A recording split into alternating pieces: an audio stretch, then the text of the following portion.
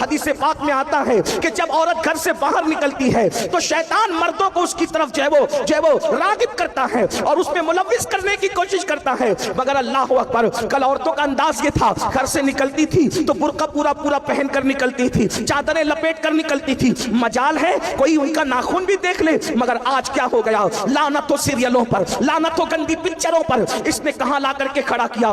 شادی شدہ ہو کر بھی اگر شوہر کمانے کے لائق نہیں رہا تو دوسروں سے تعلقات پیدا کر لیے جا رہے ہیں۔ پھر کہتا ہوں یہاں کے لوگ ایسے نہیں ہیں، لیکن دنیا میں یہ ہو رہا ہے۔ جانتے ہیں ان کا انجام کیا ہے؟ اللہ اکبر، سینے کے بل ان کو جہنم میں لٹکایا جائے گا۔ اور اگر آج کل کی وہ نوجوان بچیاں جو کبھی اسکولوں میں، کبھی کالجوں میں، کبھی محلوں میں اللہ اکبر پیار کے نام پر، محبت کے نام پر کسی سے ملوث ہو جاتی ہیں، اور ظالم مرد کبھی شادی کا لالچ دے کر، کبھی زیورات کا لالچ دے کر، کبھی کپڑوں کا لالچ دے کر، کبھی گھمانے پھرانے کا لالچ دے کر اللہ اکبر ان بچیوں سے پیار کا ڈھونگ رچاتے ہیں، اور اس کے بعد پھر ان کی آبرو سے کھیل لیتے ہیں۔ یاد رکھنا، زندگی میں آبرو ایک مرتبہ ملتی ہے، عصمت ایک مرتبہ ملتی ہے، حیا ایک کا زیور ایک مرتبہ ملتا ہے، اور یہ دنیا میں بھی پہلی اور آخری بار آئے ہو۔ اے قوم کی مقدس شہزادیوں، میں اپنی جوان بچیوں سے مخاطب ہوں، اور حفظ ما تقدم کے تحت، ویکسین کے تحت میں آپ کو یہ ڈوز دینا چاہ رہا ہوں۔ یقیناً آپ ایسی نہیں ہو، آپ بہت مقدس ہو،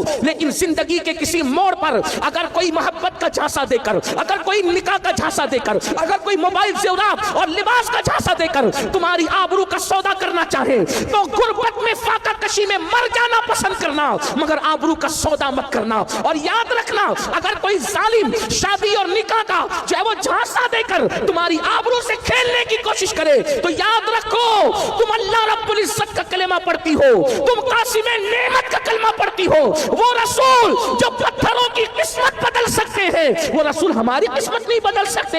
اس لیے اپنے نبی کا دامن پکڑی رہو، اپنے نبی پہ اعتماد کرو، اپنے خدا پہ اعتماد کرو۔ لوگ کہتے ہیں فلاں کی قسمت میں پتھر پڑ گئے، میں نے کہا قسمت میں پتھر پڑ جائے تو آدمی ناکام ہوتا ہے، میرا نبی تو پتھروں کی بھی قسمت بدل دیتے ہیں۔ اللہ اکبر، جو احد کو جنت کی بشارت دے دے یہ وہ میرا نبی ہے، جو ابو جہل کی مٹھی میں کنکریوں کو کلمے کا شعور عطا کر دے وہ میرا نبی ہے، جن کو پتھر درود و سلام پڑھ کے قابل عنوان بن جائے وہ میرا نبی ہے۔ میرے امام کہتے ہیں ان پر سلام جن کو حجر تک کرے سلام، ان پر درود جن کو تحیت شجر کی ہے، میرا نبی وہ نبی ہے۔ مجھے بتاؤ مقام ابراہیم والا پتھر آخر قسمت والا بنا کیسے؟ نبی کے نام پہ نرم ہو گیا، خدا نے اس کی قسمت بدل دی۔ اللہ اکبر، جن پتھروں نے نبی کا نقش قدم اپنے سینے پہ لے لیا، آج وہ پتھر منبر پہ رکھے جا رہے ہیں، میوزیم میں رکھے جا رہے ہیں، اللہ والے اپنے سر پہ اٹھا کے پھر رہے ہیں،